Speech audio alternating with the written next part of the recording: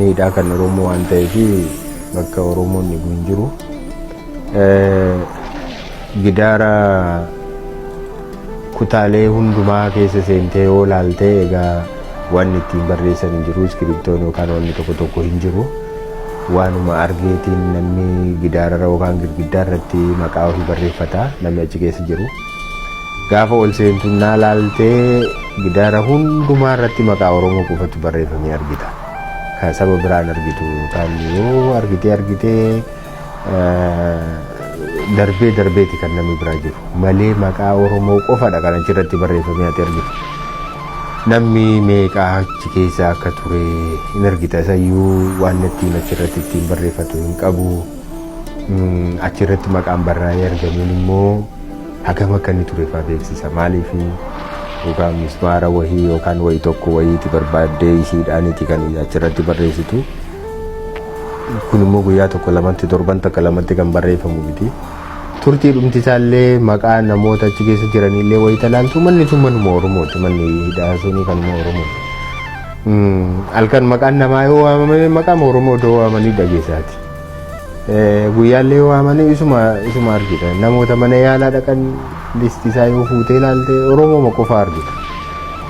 Halkan wayita reeban, wayita iyyan, wayita isaanii darara irra ga'u kana dadhabanii yeroo isaan dudubbatan yeroo isaan sagalee adda addaa dhageessan numa dhageessa. Kun hundumtuu Oromoodhuma qofa afaanuma Oromooti. Wayyoo nan du'ee haadha koo maaloo koo akkana wayitanii jedhu kanatti dhageessa.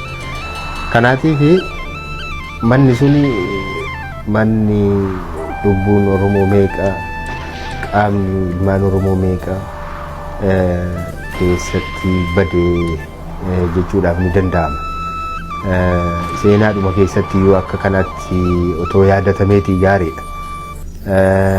Nama mana san keessa seenanii bahan keessaatii namoonni gurra fayyaa fudhatanii bahan, dugda nagaa fudhatanii bahan, harkaaf miilli isaanii nagaa ta'ee bahu, qaamni isaanii guutuu ta'ee bahu namoota muraasadha. Namoota baay'ee carra qabeeyyiidha.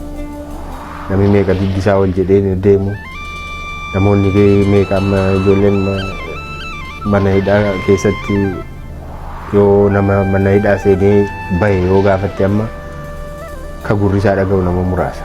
Ka gurri isaa hin malaane haga har'aatti nama muraasa.